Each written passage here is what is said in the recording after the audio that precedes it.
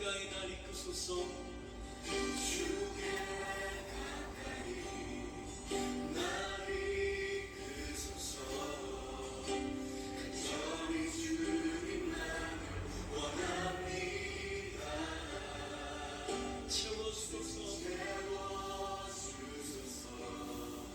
주의 사랑을 진정한 찬양 드릴 수 있도록 주께 가까이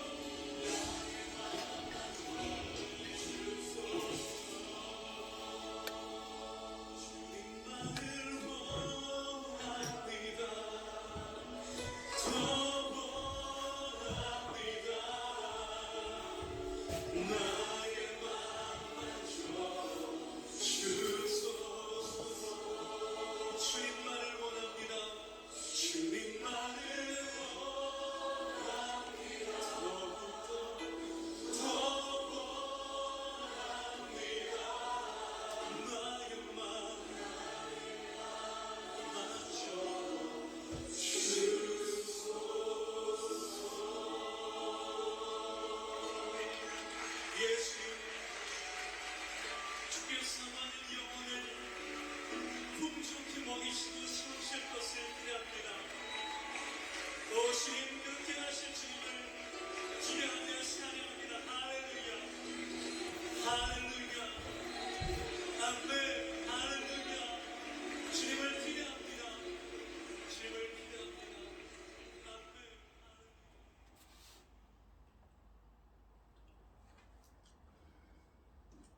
3월 17일 주일 밤 예배를 시작하도록 하겠습니다. 땅과 거기에 충만한 것과 세계와 그 가운데 사는 자들은 다 여호와의 것이로다. 여호와께서 그 터를 바다 위에 세우시며 강물 위에 건설하셨도다. 여호와의 산에 오를 자가 누구며 그의 거룩한 곳에 설 자가 누구인가? 곧 손이 깨끗하며 마음이 청결하며 뜻을 허탄한 데 두지 아니하며 거짓 맹세하지 아니하는 자로다. 그는 여호와께 복을 받고 구원의 하나님께 의를 얻으리니 이는 여호와를 찾는 족속이요 야곱의 하나님의 얼굴을 구하는 자로다. 아멘. 저희들을 창세전에 택정하시고 여기까지 인도해 주신 주님 감사드립니다. 오늘 예배 가운데 임재하여 주시고 이 예배가 신령과 진정으로 드려지는 예배가 되게 하여 주시옵소서. 이 모든 말씀 거룩하신 예수님 이름으로 기도드리옵나이다. 아멘. 사도신경 하심으로 신앙 고백하시겠습니다. 전능하사 천지를 만드신 하나님 아버지를 내가 믿사오며 그 외아들 우리 주 예수 그리스도를 믿사오니 이는 성령으로 잉태하사 동정녀 마리아에게 나시고 본디오 빌라도에게 고난을 받으사 십자가에 못 박혀 죽으시고 장사한 지 사흘 만에 죽은 자 가운데서 다시 살아나시며 하늘에 오르사 전능하신 하나님 우편에 앉아 계시다가 저리로서 산자와 죽은 자를 심판으로 오시리라. 성령을 믿사오며 거룩한 공예와 성도가 서로 교통하는 것과 죄를 사하여 주시는 것과 몸이 다시 사는 것과 영원히 사는 것을 믿사옵나이다. 아멘. 찬송가 313장입니다. 찬송가 313장입니다. 내 임금 예수 내 주여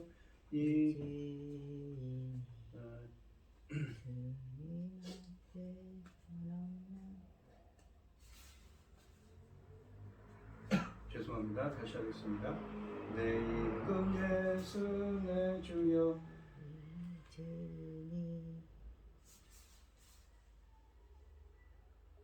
죄송합니다.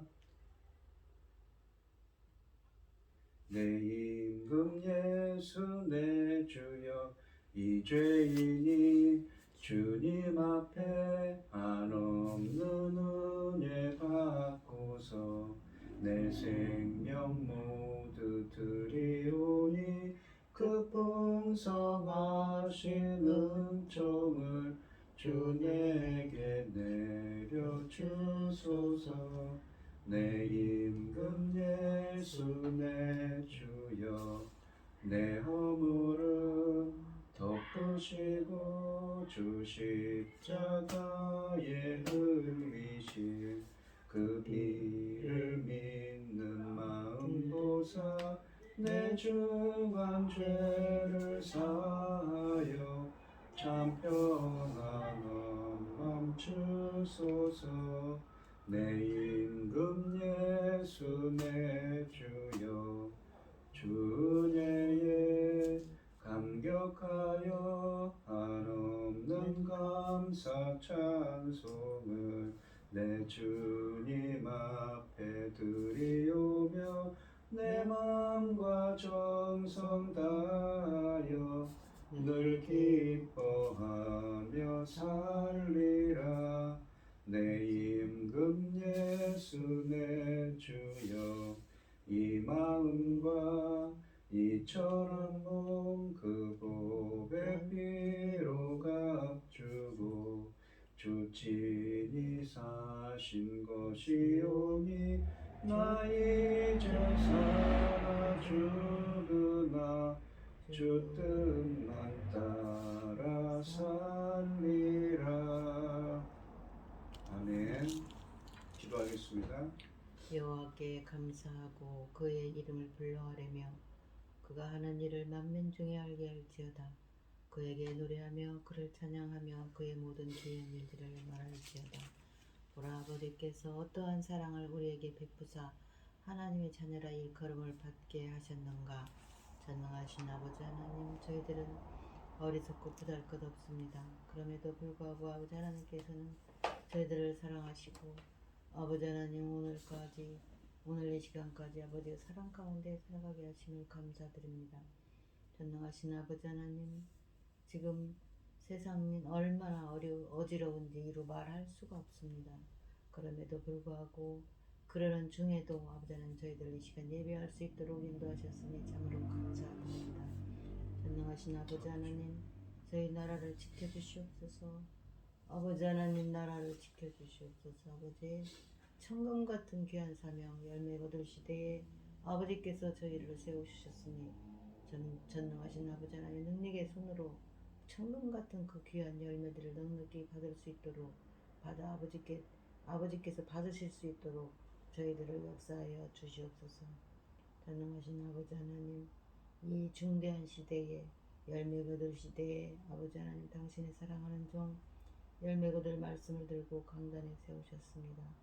전능하신 아버지 하나님, 이 말씀으로 말미암아 아버지께서 기뻐 받으실 열매들이 넉넉히 나올 수 있도록 도와주셨기를 간절히 원하옵고, 이 모든 말씀 억만 죄악 가운데서 우리를 구원하여 주신 예수 그리스도 이름으로 기도드리옵나이다. 아멘. 오늘 함께 하실 하나님의 말씀은 시편 34편 1절로 14절 말씀입니다. 시편 34편 1절로 14절 말씀입니다. 교독을 하겠습니다. 내가 여호와를 항상 송축하며 내 입술로 항상 주를 찬양하리이다. 내 영혼이 여호와를 자랑하리니 곤고한 자들이 이를 듣고 기뻐하리로다. 나와 함께 여호와를 광대하시다 하며 함께 그의 이름을 높이세. 내가 여호와께 간구하매 내게 응답하시고 내 모든 두려움에서 나를 건지셨도다. 그들이 주를 앙망하고 광채를 내었으니 그들의 얼굴은 부끄럽지 아니하리로다. 이 공고한 자가 부르짖음에 여호와께서 들으시고 그의 모든 환난에서 구원하셨도다.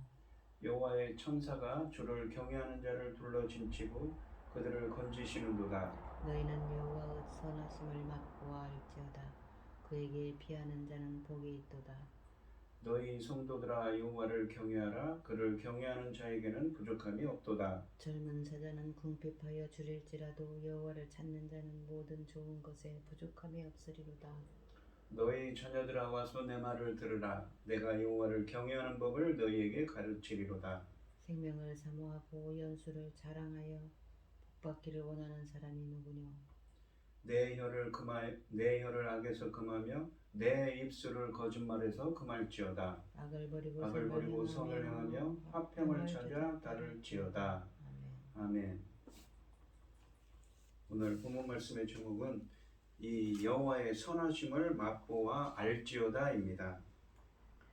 이 시편의 표제어가 다윗이 아비멜렉 앞에서 미친 채 하다가 쫓겨나서 지은 시라고 말씀하고 계십니다. 이 시는 이 사무엘상 21장 말씀에 다윗이 사울을 피해 블레셋으로 도망을 갔는데, 그때 그 블레셋의 이 가드라는 곳에 가드 왕 아기스에게로 갔다가 위기에 처했을 때 다윗이 광해 행세, 미친 사람 행세를 다해서 극적으로 탈출했던 사건을 배경으로 쓰여진 시편입니다.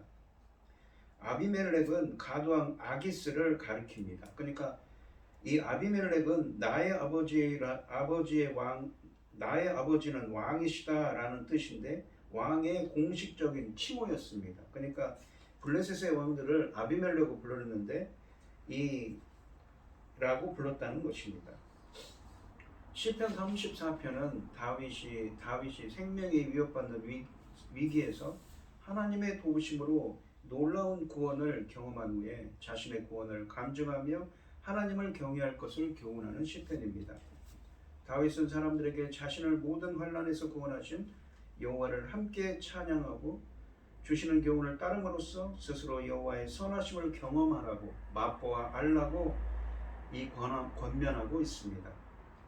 1절부터 3절에 보시면 내가 여호와를 항상 송축하며 내 입술로 항상 주를 찬양하리이다. 내 영혼이 여호와를 자랑하리니 곤고한 자들이 이를 듣고 기뻐하리로다. 나와 함께 여호와를 광대하시다 하며 함께 그의 이름을 높이세라고 되어 있습니다. 1절부터 3절에서 다윗은 자신을 구원하신 여호와를 찬양합니다. 1절부터 3절 말씀은 다윗이 4절부터 7절에서 간증하고 있는 하나님의 기도 응답과 구원의 은혜에 대해 감사를 드리라고 드리는 부분이기에 찬양과 관련된 어휘들로 채워져 있습니다. 1절에 보시면 다윗은 먼저 자신을 절박한 위기에서 건져주신 하나님을 항상 찬양할 것이라고 맹세합니다. 그를 건지신 하나님의 은혜가 너무나 커서 그것을 한순간이라도 찬양하지 않을 수 없음을 고백하는 표현입니다. 다윗이 매우 결정적이고 확실한 하나님의 은혜를 경험한 것은 확실합니다. 그가 그 일을 계기로 오직 평생 하나님만을 찬양하겠다는 확고한 의지와 신념을 매우 확실하게 표현하고 있기 때문입니다. 그는 늘 여호와만을 찬양할 것이며 하나님을 찬양하는 노래가 그의 입에서 그치지 않을 것입니다. 전적으로 하나님만을 의지하고 오직 여호와 하나님만을 마음에 두는 성령에 취한 삶을 살아가겠다는 의지의 표현입니다. 하나님에 대한 감사의 표현은 찬양입니다. 송축하다는 동사는 원래 하나님의 백성들에게 복주다 혹은 사람이 사람을 축복하다는 의미로 많이 쓰여져 사용된 말입니다. 하지만 여기처럼 하나님이 목적어가 되면 당신의 종을 위기 속에서 건져주신 하나님이 그런 특별한 구원과 복을 주시는 능력의 근원이심을 선포하며 주님을 높이는 것입니다. 이것은 찬양하리이다 라는 말씀으로 표현되고 있고 2절에서는 같은 어근으로 이루어진 자랑하다로 표현하고 있습니다. 찬양은 기본적으로 여호와가 행하신 일에 대해 자랑하는 것이기에 송축하다는 단어와 같은 의미입니다. 다윗은 자신에 대해 자랑하는 것이 아니라 자신을 구원하신 놀라운 하나님에 대해서 자랑하고 있습니다. 1절의 입술과 2절의 영혼은 찬양이 나오는 신체 기관이지만 시인의 삶 전체를 대표하기도 합니다. 2절 하반절과 3절에서 다윗은 자신처럼 하나님과 의를 위해 고난당하여 오직 여호와만 의지하는 곤고한 자들을 자신의 찬양에 동참시키고 있습니다. 곤고한 자들이다 라고 표현됐는데 이 말은 히브리어 원어를 직역하면 금손한 자, 가난한 자 혹은 억압을 받는 자 등의 의미가 있습니다. 비록 세상에서 고통을 당하나 마음이 겸손하고 가난하여 오직 그 소망을 하나님께만 두고 그를 전적으로 신뢰하는 자를 가리킵니다. 고난과 환난으로 인해 주님 앞에서 낮아진 자들이 이 말을 듣고 기뻐할 것입니다. 바울도 고린도후서 11장 30절로 33절에서 자기의 약한 것을 자랑했던 것처럼 말입니다. 자신을 위기 가운데서 구원하신 하나님의 사역에 대한 감사와 간증을 듣고 그들도 기뻐할 수 있기를 바랍니다. 감사 찬양은 사실 회중에게 하나님을 간증하여 그들이 더 하나님을 신뢰하고 그의 구원을 기뻐할 수 있도록 하는 역할을 합니다. 그래서 3절에서 다윗은 회중들을 향하여 자신의 간증을 듣고 함께 여호와를 높여드리자고 초대하고 있습니다. 여호와를 광대하시다 하며 함께 그의 이름을 높이세라는 초대는 찬양을 통하여 그분을 영화롭게 하고 그분의 위대하심을 선포하는 것입니다. 근본적으로 송축하다라는 표현과 같은 의미를 지닌다고 볼 수 있습니다. 3절 하반절의 여호와의 이름은 여호와의 모든 성품과 사역을 대표하는 것이기에 상반절에 여호와와 평행을 이루고 있습니다. 이 4절부터 7절 말씀을 보시면 내가 여호와께 간구하며 그러니까 1절부터 3절은 이 찬양을 하자고 그랬는데 왜 찬양을 해야 되는지 그 찬양의 이유에 대해서 설명하고 있습니다. 내가 여호와께 간구하며 내게 응답하시고 내 모든 두려움에서 나를 건지셨도다. 그들이 주를 앙망하고 광채를 내었으니 그들의 얼굴은 부끄럽지 아니하리로다. 그들이 누굽니까? 바로 앞에 나온 2절과 3절에 나온 곤고한 자들이죠. 이 곤고한 자가 부르짖음에 여호와께서 들으시고 그의 모든 환난에서 구원하셨도다. 여호와의 천사가 주를 경외하는 자를 불러진치고 그들을 건지시는도다 라고 말씀하십니다. 1절부터 3절에서 이 다윗은 오직 하나님만을 찬양하겠다고 하면서 곤고한 자들에게 함께 찬양하자고 했습니다. 그가 어떤 은혜를 경험했기에 이처럼 확고한 결단을 내리는 것일까요? 이 4절부터 7절 말씀, 그가 여호와를 찾았을 때 응답하셨기 때문이라고 말하고 있습니다. 4절부터 7절은 1절부터 3절에서 하나님께 찬양 감사를 드린 이유를 말하는 일종의 간증 부분입니다. 어떻게 하나님이 다윗의 기도에 응답하시고 구원해 주셨는지를 표현하고 있습니다. 이 4절과 6절은 이 유사한 어휘들을 사용하여 다윗이 여호와께 기도했을 때 간구하다, 부르짖다, 여호와께서 응답하셔서 응답하다, 듣다, 자신을 절박한 위기, 모든 두려움, 모든 환난에서 구하셨다, 그러니까 건지다, 구원하다는 것을 간증하는 부분입니다. 이에 비해서 5절과 7절은 어떻습니까? 이 4절과 6절은 내가로, 주어가 내가입니다. 그러죠? 근데 이 1인칭입니다. 근데 이 4절과 6절은 5절과 7절은 어떻습니까? 그들입니다. 그들. 이것이 그래서 이렇게 번갈아 가면서 표현하고 있지요. 이에 비해서 5절과 7절은 그런 다윗 개인의 경험을 일반화시키는 교훈적인 고백입니다. 그래서 4절과 6절이 이 곤고한 자라는 자신을 가리키는 표현을 쓰고 있는 반면에 5절과 7절에서는 그들 등의 3인칭 표현을 쓰면서 그 이야기를 일반화시키는 것입니다. 다윗이 그를 앙망하는 자를, 5절에서 그를 앙망하는 자들과 그를 경외하는 자들로 일반화시킵니다. 7절에서는 그를 경외하는 자들이라고 표현하죠. 여호와는 자신처럼 이 하나님을 경외하는 의인들을 구원하신다는 고백을 이어가고 있습니다. 4절에 보시면 다윗은 자신이 여호와께 간구했다고 하는데 이 동사의 원래 의미는 찾다입니다. 이것은 위기 상황에서 오직 여호와만 바라보고 간절히 기도했음을 의미합니다. 이처럼 하나님을 찾는 것은 어떤 상황에서도 여호와를 의지하고 기도하는, 여호와를 경외하는 의인의 필수적인 모습입니다. 이처럼 여호와를 찾은 다윗의 절박한 간구에 응답하신 여호와가 다윗을 모든 두려움의 상황에서 건져주셨다고 간증합니다. 다윗이 아기스 왕 앞에서 생명의 위협을 느껴 미친 채 했던 절체절명의 위기를 떠올리면 모든 두려움이라는 표현이 좀 더 생생하게 다가옵니다. 그처럼 두려운 상황에서 벗어나 안전하게 된 것을 다윗은 그분이 나를 건졌다고 표현합니다. 얼마나 그 건짐이 크게 느껴졌겠는지 짐작할 수 있습니다. 5절 말씀을 보시면 다윗의 경험을 일반화한 고백입니다. 4절에서 여호와를 찾은 다윗을 말했다면 5절은 그것을 그를 앙망하는 자들로 바꾸어서 표현하고 있습니다. 여호와를 앙망하는 자들, 앙망하다는 동사도 찾다처럼 어떤 상황에서도 오직 여호와만을 바라보는 것을 의미합니다. 이처럼 여호와만을 앙망하는 사람은 2절과 6절의 곤고한 자와 다름없습니다. 광채를 내다는 표현은 이 간절히 하나님을 앙망하는 자들이 비록 어둠과 같은 위기 가운데 있어도 하나님의 구원으로 말미암아 기뻐하며 얼굴이 환하게 된 것에 대한 비유입니다. 4절에서 이 모든 두려움이 기쁨으로 변화된 것을 가리킵니다.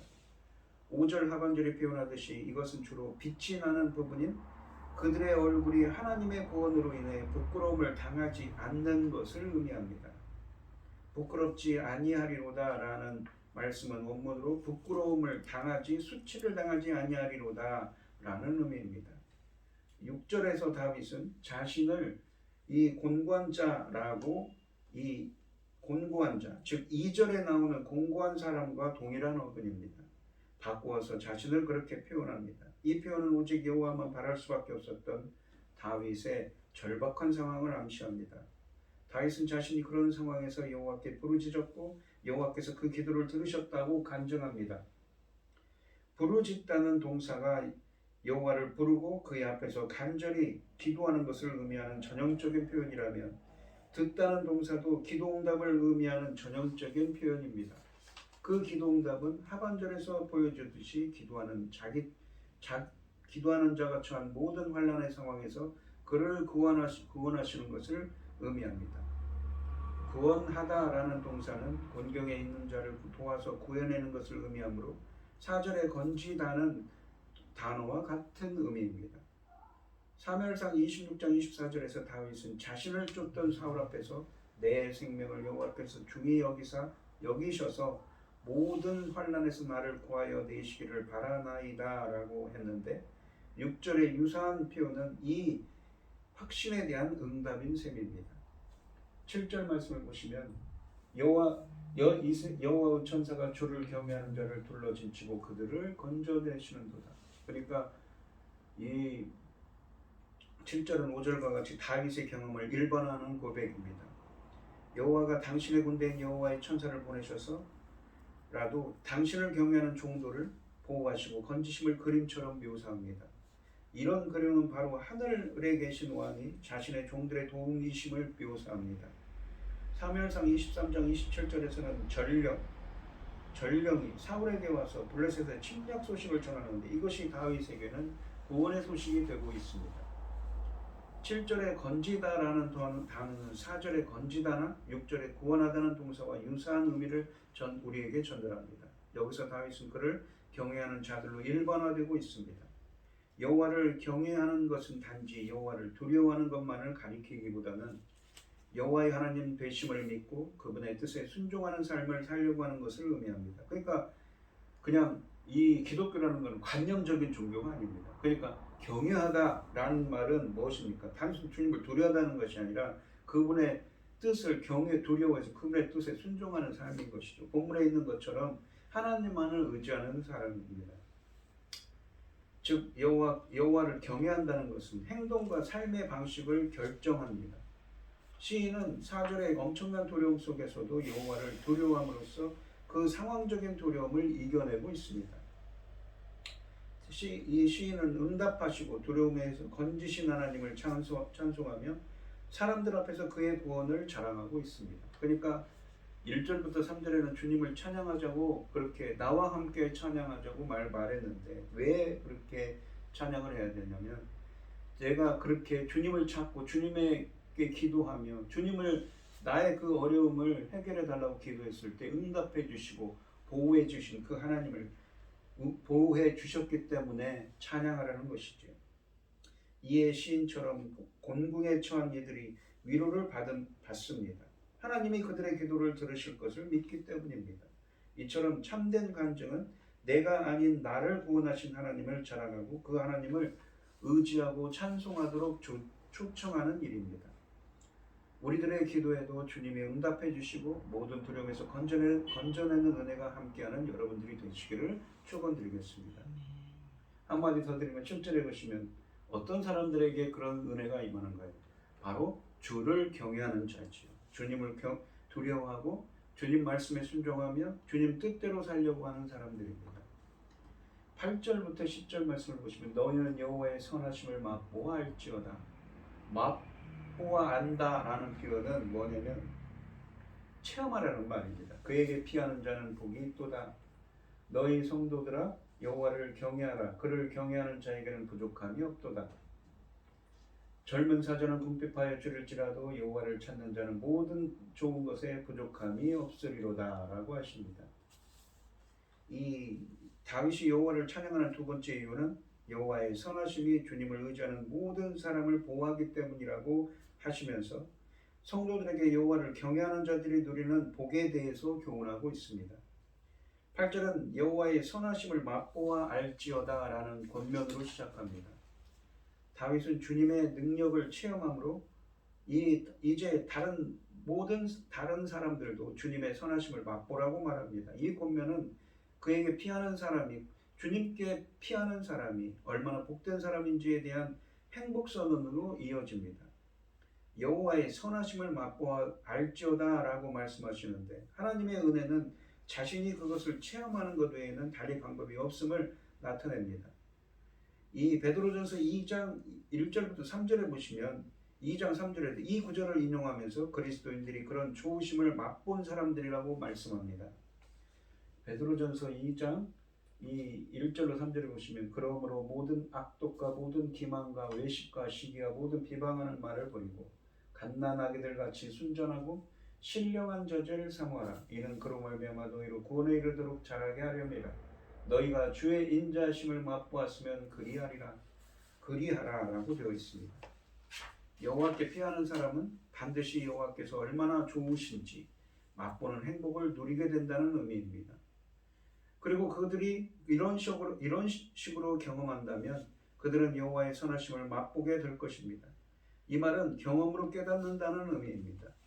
맛보고, 이 8절에 보시면 맛보고 그 결과 본다는 것입니다. 이 알지어다라는 말이 히브리어로는 뭐냐면 보다라는 말입니다. 깨닫다는 의미도 있지요. 그들이 보게 될 것은 여호와의 선하심입니다. 주님은 선하시다는 것이지요. 이 말은 삶에 유익하고 기쁨을 주며 삶과 조화를 주시는 모든 것을 포함합니다. 여기에서 이것은 하나님의 속성입니다. 그런데 사람들은 그분이 선하시다는 것을 어떻게 볼 것인가요? 그들은 여호와가 삶에 필요한 것들을 공급해 주시는 것을 경험할 것입니다.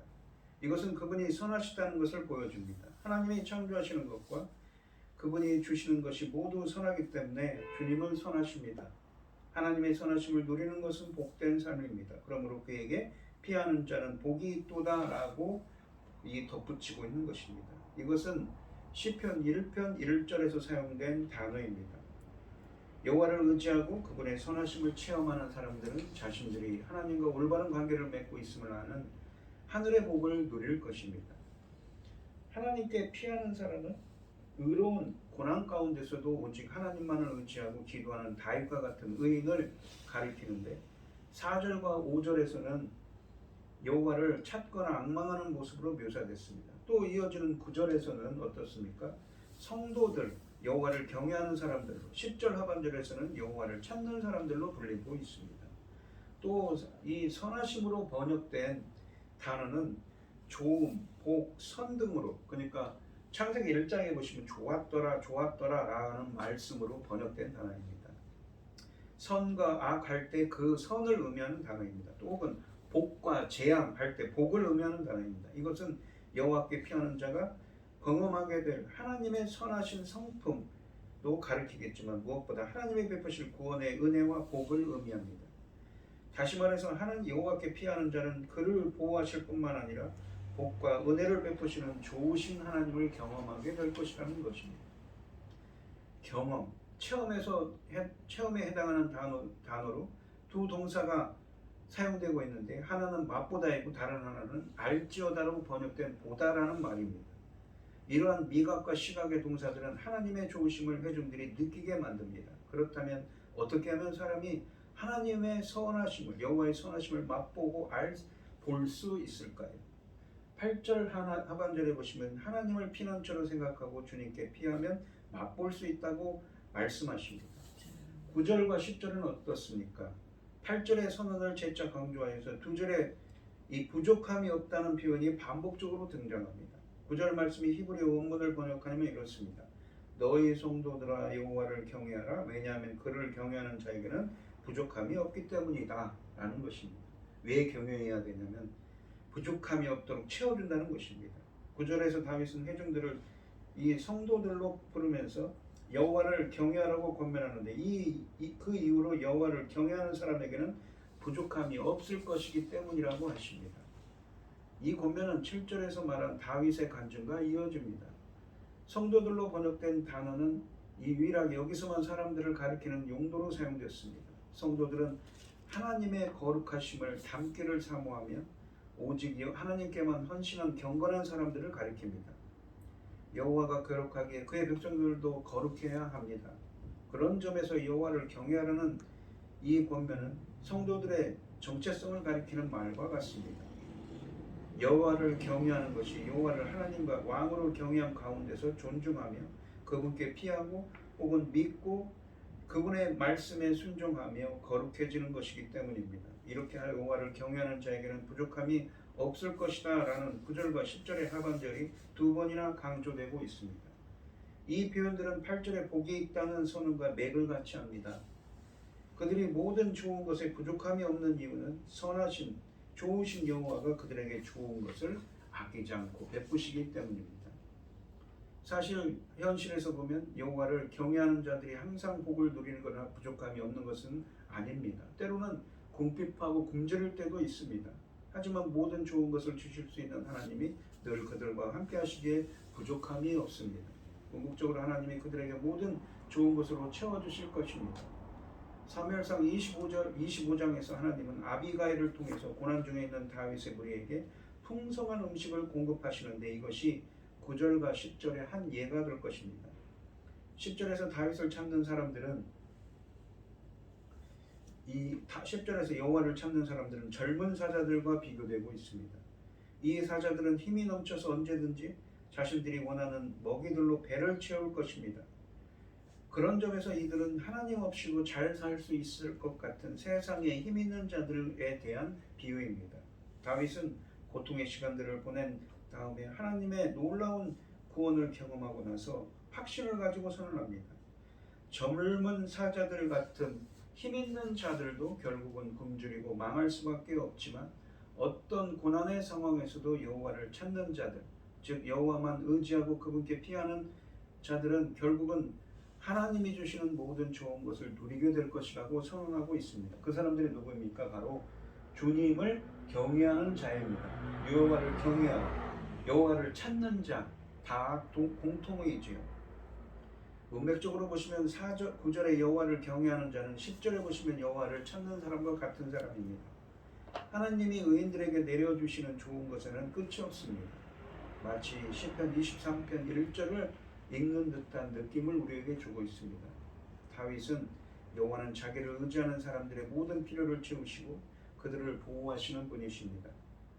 마치 시편 23편에서 양들의 모든 필요를 채워주시는 목자처럼 말입니다. 주님을 경외하는 이를 구원하시고 그의 삶을 부족함 없이 채워주십니다. 젊은 사자는 제 힘을 자랑하지만 늘 궁핍하고 줄입니다. 그러나 약하고 비천한 자라도 여호와를 경외하는 주님을 의지하는 자들은 하나님의 공급하심 안에서 부족함 없는 삶을 살아갈 것입니다. 그리고 이 시인은 그것을 체험했던 것이지. 그래서 주님을 찬양하는 것입니다. 시인은 여호와의 선하심을 맛보아 알라고 권면합니다. 지식으로 알고 머리로 동의하는 정도가 아니라 구체적인 삶의 현장에서 체험하라는 요청입니다. 주께 피하는 자, 이 주를 찾는 자들에게는 여호와의 선하심을 맛보아 알도록 체험하게 하십니다. 그분을 삶의 현장에서 산적으로 초청하려면 먼저 주님 하나님을 경외하는 마음으로 그분의 도움을 간구해야 합니다. 기도의 힘으로 순종하고 순종의 열매로 여호와의 선하심을 체험하는 복을 누릴 수 있기 때문입니다. 내 일상에 주님이 계신지 살펴보십시오.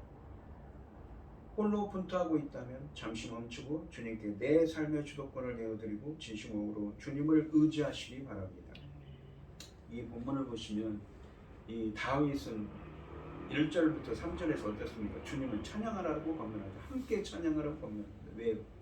4, 5, 6, 7절에서는 왜 그렇습니까?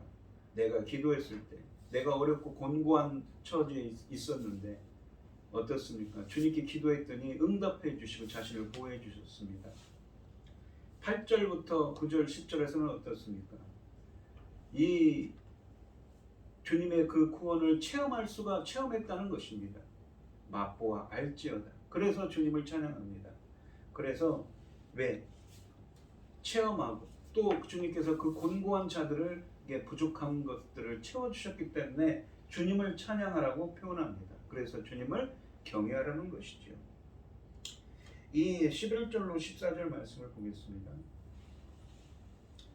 너희 자녀들아 와서 내 말을 들으라. 내가 여호와를 경외하는 법을 너희에게 가르치리로다. 그러니까 경외하는 자들이 주님을 찾고 그냥 주님을 두려워하는 것뿐만 아니라 주님을 찾고 주님을 의지하며 주님 말씀에 순종하는 것이 경외하는 거라고 했는데 그러한 자들에게 자들은 왜 주님의 은혜를 기도했을 때 어렵고 힘들었을 때 주님이 기도했을 때 주님의 그 기도를 들으시고 응답해 주셔서 어떤 공경과 어려움에서도 이겨낼 수 있도록 주님께서 보호해 주시고 모든 좋은 것들로 채워주셨기 때문에 찬양을 했는데, 그러면서 이 시인은 다윗은 이렇게 말합니다. 너희 자녀들아 와서 내 말을 들으라. 내가 여호와를 경외하는 법을 너희에게 가르치리라. 알려준다고 하죠. 뭐냐면 여호와를 경외하는 것이 무엇이냐면 생명을 사모하고 연수를 사랑하여 복받기를 원하는 사람이 누구냐. 그러니까 생명을 사모하며 연수를 사랑하여 장수의 복입니다. 내 혀를 악에서 금하며 내 입술을 거짓말에서 금할지어다. 그러니까 주님을 경외하는 자들에게는 장수의 복이 내리는데 무엇입니까? 악한 말을 하지 말고 거짓말을 하지 말라는 것입니다. 악을 버리고 선을 행합니다. 선을 행한다는 것은 무엇입니까? 하나님이 기뻐하시는 뜻을 행하는 것입니다. 아까 말한 그 선하신 하나님과 같은 히브리어이죠. 화평을 찾아 따를지어다 라고 말씀하십니다. 우리는 어떻게 하면 하나님의 놀라운 구원과 보호를 누릴 수 있는가요? 11절을 보시면 하나님을 경외하는 지혜를 가지면 가능하다면서 하나님을 경외하는 것이 무엇을 의미하는가에 대해서 자녀들에게 가르쳐 주기를 원한다고 하시면서 12절에서는 여호와를 경외하면 생명을 사모하고 연수를 사랑하여, 즉 장수를 누리는 복을 얻게 될 거라고, 그렇게 원하는 사람들은 누구든지 그렇게 원하는 사람이 누군지 묻고 계시는 것이지요. 사람이 하나님을 경외한다는 것은 두 가지 측면을 지녔다고 13, 14절에서 또한 설명하십니다. 언어적인 측면과 행동적인 측면인데, 첫째는 언어적인 측면인데, 하나님을 경외하는 것은 무엇이냐면 무엇보다도 경건한 대화 습관입니다. 그러므로 하나님의 자녀들은 자기 혀로 악한 말을 하지 말며 거짓말을 자제해야 합니다. 그리고 또 둘째로는 행동적인 측면에서 여호와를 경외하는 것은 무엇입니까? 14절에 나오고 악을 버리고 선을 행하는 것입니다. 화평을 추구하는 삶을 사는 것입니다. 우리가 악한 일을 피하고 선한 일만 하는 것이 하나님의 뜻입니다. 성경은 악을 행하는 것뿐만 아니라 악에 동조하는 것, 심지어는 불의에 눈을 감는 것마저도 죄로 취급합니다. 그러므로 여호와를 경외하는 삶은 악에서 완전히 돌아서고 그것을 열정적으로 배척하며 동시에 선한 일을 추구하는 것이지요. 이 믿음으로 사는 일은 특정한 일을 하지 않는 소극적인 면과 어떤 일은 열심히 추구하는 적극적인 면을 동반해야 하는 것입니다. 그러니까 여호와를 경외하는 사람들은 어떤 사람들입니까? 바로 악한 말과 거짓말을 하지 않고 선을 행하는 자가 바로 주님을 경외하는 삶인 것입니다. 주님을 경외한다는 건 단순히 주님을 두려워하는 것뿐만 아니라 우리의 행위에서도 그 주님을 의지하며 주님 말씀에 순종해서 선을 행해야 됩니다. 주님의 기뻐하신 뜻대로 행해야 됩니다.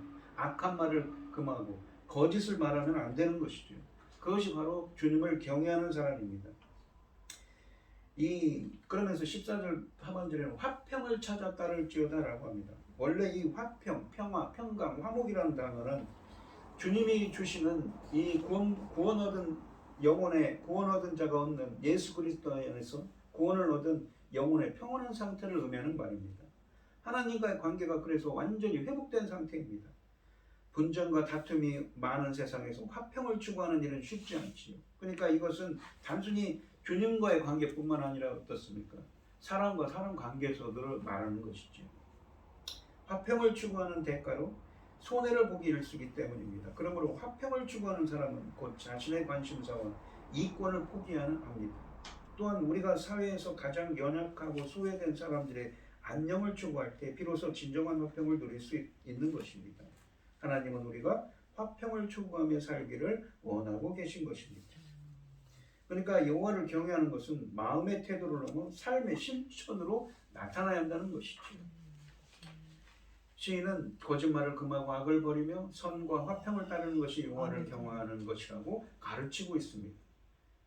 여호와를 경외하는 여러분들이 되시기를 바랍니다. 그러니까 단순히 어떻습니까? 이 기독교라는 것은 단순히 관념적인 종교가 아닙니다. 구약에 보시면 그러죠.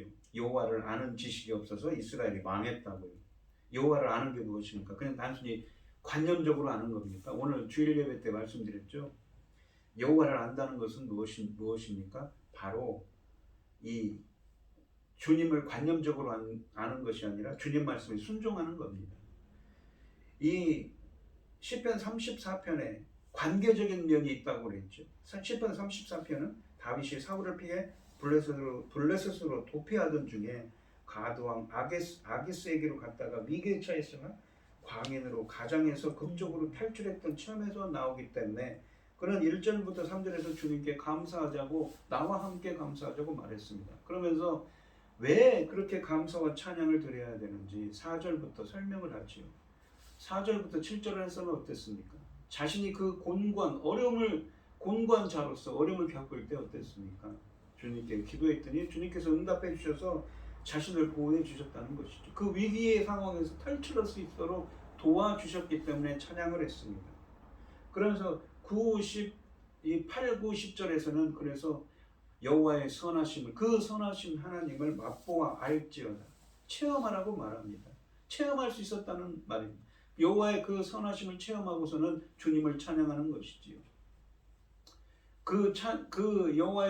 그러면서 이렇게 이 말씀을 덧붙입니다. 여호와를 찾는 자, 주님께 의지하는 자는 바로 여호와를 경외하는 자라고 표현하지요. 주님 말씀에 순종하는 것입니다. 그러면서 11, 12, 13, 14절에서는 여호와를 경외하는 것이 무엇인지 설명하죠. 바로 악한 말을 금하며 거짓말을 금하며 악이 아니라 선을 행하고 하나님 기뻐하시는 뜻을 행하고 화평, 이웃과도 화목하게 지내라는 것이, 그것이 여호와를 경외하는 자입니다. 그리고 그러한 사람들에게 어떤 은혜가 임합니까? 그러한 사람들이 기도했을 때, 다윗처럼 기도했을 때 주님께서 응답해 주시고 보호해 주시고 주님의 구원을 체험할 수 있도록 주님께서 역사해 주신다고 본문에서는 말씀하고 있는 것이지요. 우리 성도님들도 다윗처럼 고난 중에도 정말 주님이 경외하는 자가 되시기 바랍니다. 어떠한 상황 가운데도 경외하는 자가 된다면 주님의 그 선하심을 맛보아 알 수가 있습니다. 주님의 그 구원을 체험할 수가 있습니다. 우리의 기도를 들으시고 우리의 기도를 간구와 기도를 들으시고 우리를 그 어려움으로부터 헤쳐나올 수 있도록 우리를 보호하시고 이끌어 주십니다. 그러한 은혜가 함께하는 여러분들이 되시기를 축원드리겠습니다. 기도하겠습니다. 여호와를 경외하는 자는 주님의 구원을 체험하고 주님을 찬양할 수가 있습니다. 여호와를 경외하는 자, 주님을 의지하는 자, 비록 곤고하더라도 주님을 의지하며 나아가는 순종하는 자들에게는 비록 어려운 상황 가운데 있더라도 그의 기도를 들어주시고 그들이 어려움으로부터 헤쳐나갈 수 있도록 보호해 주시고 인도해 주십니다. 구원을 체험할 수 있도록 복을 내려 주신다고 본문에서는 말씀하고 있습니다. 저희들이 항상 악이 아니라 선을 행하며 악한 말을 금하고 이 좋은 말만 하면서 거짓말도 하지 않으면서 항상 선을 행하는 주님을 경외하는 자들이 될 수 있도록 저희들을 붙들어 주시고 역사해 주셔서 주님의 말씀하신 이 복을 체험할 수 있도록 주님의 선하심을 맛보아 알 수 있도록 주님께서 역사하시고 인도하여 주시옵소서. 이 모든 말씀 거룩하신 예수 그리스도의 이름으로 기도드리옵나이다. 아멘. 찬송 436장입니다. 436장 하시고 축도하심으로 오늘 예배를 마치겠습니다. 나 이제 주님의 새 생명 얻은 몸 옛것은 지나고 새 사람이로다. 그 생명 내 맘에 강같이 흐르고 그 사랑 내게서 해같이 빛난다. 영생을 누리며 주 안에 살리라. 오늘도 내일도 주 함께 살리라. 주 안에 감추인 새 생명 얻으니 이전에 줬던 것 이제는 값없다. 하늘의 은혜와 평화를 맛보니 찬송과 기도로 주 함께 살리라. 영생을 누리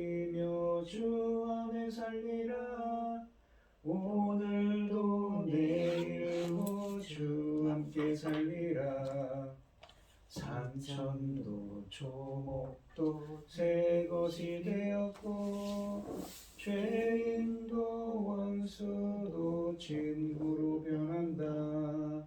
새 생명 얻은 자 영생을 누리니 주님을 모신 맘 새 하늘이로다. 영생을 누리며 주 안에 살리라. 오늘도 내일도 주 함께 살리라. 주 따라가는 길 험하고 멀어도 찬송을 부르며 뒤따라가리다. 나 주를 모시고 영원히 살리라. 날마다 섬기며 주 함께 살리라. 영생을 누리며 주 함께 살리라. 오늘도 내일도 주 함께 살리라. 아멘. 축도하심으로 오늘 예배를 마치겠습니다. 이제는 주 예수 그리스도의 은혜와 아버지 하나님의 극진하신 사랑과 성령의 교통하심이 여호와를 경외함으로 주의 선하심을 맛보아 체험할 수 있는 체험하기를 소원하는 성도들 머리머리 위에 이제부터 영원히 함께 있을지어다. 아멘.